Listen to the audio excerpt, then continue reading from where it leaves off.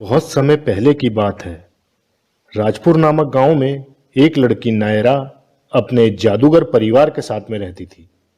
नायरा के पिताजी एक जादूगर थे। नायरा की मां के मरते ही उसके पिताजी ने दूसरी शादी कर ली थी। नायरा की सौतेली मां कोकिला एक बहुत ही लालची और धोखेबाज जादूगरनी थी। वह दुनिया की सबसे शक्तिशाली जादूगरनी बनना चाहती थी, इसीलिए वह काले जादू का सहारा लेती थी। फिर एक दिन नायरा कोकिला को काला जादू करते हुए देख लेती है और वह यह बात अपने पिताजी को बता देती है। देखो कोकिला, जादूगरों के कानून के मुताबिक काला जादू करना एक गुनाह है। इस बात के लिए मैं तुम्हें पहले भी आगाह कर चुका हूँ, लेकिन तुम एक नंबर की लालची और खुदगर्ज हो। देखो तुम अपनी हरकतें बंद कर दो, वरना मैं तुम्हें घर से बाहर निकाल दूंगा। इतना कहकर नायरा के पिताजी वहां से चले जाते हैं। इस तरह अपनी बेइज्जती होते देख कोकिला को नायरा पर बहुत गुस्सा आता है। इस नायरा की बच्ची के कुछ ज्यादा ही पर निकल आए हैं। लगता है इसे सबक सिखाना ही पड़ेगा। इस तरह कुछ दिन बीत जाते हैं। फिर एक दिन कोकिला जादूगरों की एक दुकान से कुछ जादू का सामान और एक जादुई किताब खरीद कर ले आती है। अरे वाह, ये किताब तो बहुत ही काम की है।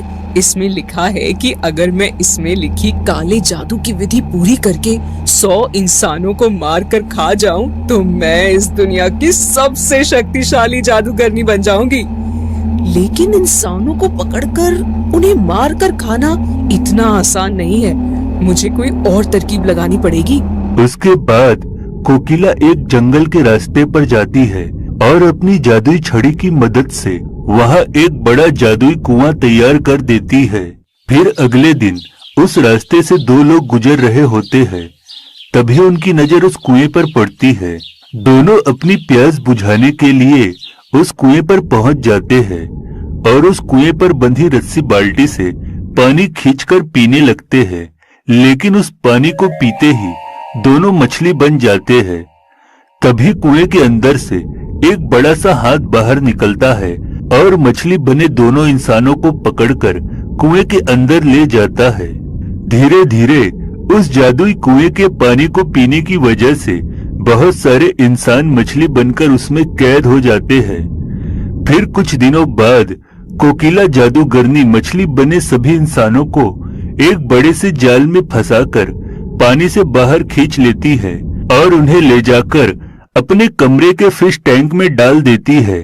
फिर एक दिन नायरा को मछली बने इंसानों की रोने की आवाज सुनाई देती है। अरे, ये मछलियाँ इंसान की तरह क्यों रो रही हैं? नायरा जैसे ही उस फिश टैंक के करीब जाने लगती है कि तभी कोकिला उसे आवाज देकर रोक लेती है। मेरी इजाजत के बगैर मेरे कमरे में आने की तेरी हिम्मत कैसे हुई, बदतमीज लड़की? तू अभी के अभी यहाँ से निकल जा, वरना मुझसे बुरा कोई नहीं होगा। कोकिला की डांट सुनकर नायरा चुपचाप वहां से चली जाती है। दूसरी तरफ कोकिला उस जादुई कुएं की मदद से बहुत सारे इंसानों को मछली बनाकर बस बहुत जल्द 100 इंसान मछली के रूप में मेरे पास जमा हो जाएंगे। फिर मैं उन सब को खाकर इस दुनिया की सबसे शक्तिशाली जादूगरनी बन जाऊंगी। इस तरह कुछ दिन बीत जाते हैं। फिर एक दिन नायरा के पिताजी विशाल नाम के एक लड़के से उसकी शादी तय कर देते हैं। विशाल एक बहुत ही होनहार लड़का था। वह काली पहाड़ी के पीछे बने जादूगरों के स्कूल से अभी अभी अपनी पढ़ाई करके लौटा था। नायरा और विशाल दोनों एक दूसरे को बहुत पसंद करते थे और अक्सर साथ में घूमने फिरने जाया करते थे। इसी तरह एक दिन दोनों मोटरसाइकिल पर बैठकर कहीं जा रहे थे कि तभी अचानक मोटरसाइकिल बंद पड़ जाती है। अरे क्या हो गया विशाल? मोटरसाइकिल क्यों बंद हो गई? विशाल नीचे उतरकर मोटरसाइकिल की जांच करता है। अरे नहीं, मोटरसाइकिल का पेट्रोल खत्म हो गया है। यहाँ आसपास कोई पेट्रोल पंप भी नहीं है। उसके बाद विशाल उस मोटरसाइकिल को धक्का देते हुए वहां से ले जाने लगता है। काफी देर चलने के बाद दोनों थक जाते हैं। सुनो विशाल, मैं चलते चलते थक गई हूँ।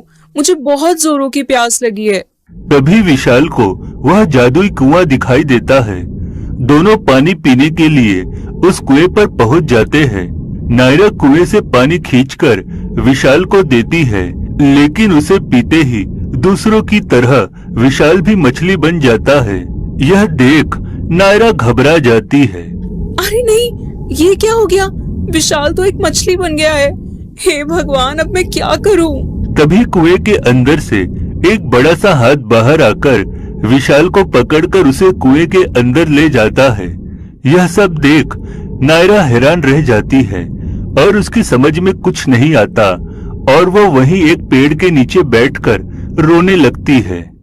तभी वहां उसकी सौतेली माँ कोकिला आ जाती है और बड़ा सा जाल कुएं में डालकर मछली बने सभी इंसानों को बाहर खींच लेती है।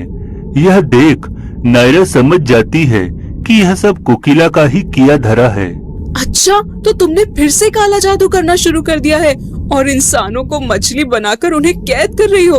तुम्हारी वजह से विशाल भी मछली बन गया है। ठहर जाओ, मैं अभी जाकर पिताजी को सब बताती हूँ। लेकिन तभी कोकिला अपनी जादुई छड़ी की मदद से उसे भी मछली बनाकर अपने साथ ले जाती है। उसके बाद कोकिला मछली बने नायरा और विशाल को नायरा के पिताजी को देते हुए कहती है, ये देखिए, आज मैंने पास वाली झील से ये 2 मछलियाँ पकड़ी हैं। आप फिश करी बहुत अच्छी बनाते हैं। आज मैं आपके हाथों से बनी फिश करी खाना चाहती हूँ। इतना कहकर कोकिला नायरा के पिताजी के हाथ में एक बड़ा सा चाकू पकड़ा देती है। लेकिन अपने सामने रखी दोनों मछलियों को देख नायरा के पिताजी को कुछ अजीब सा लगता है और उन्हें बेचैनी महसूस होने लगती है। अरे, आप इतना क्या सोच रहे हैं? चलिए जल्दी से मछलियों को काट कर पका दीजिए, मुझे बहुत भूख लगी है। फिर कोकिला की बात मानकर नायरा के पिताजी जैसे ही चाकू से सामने रखी मछलियों को काटने जाते हैं कि तभी वहां नायरा की सहेली सोनल आ जाती है।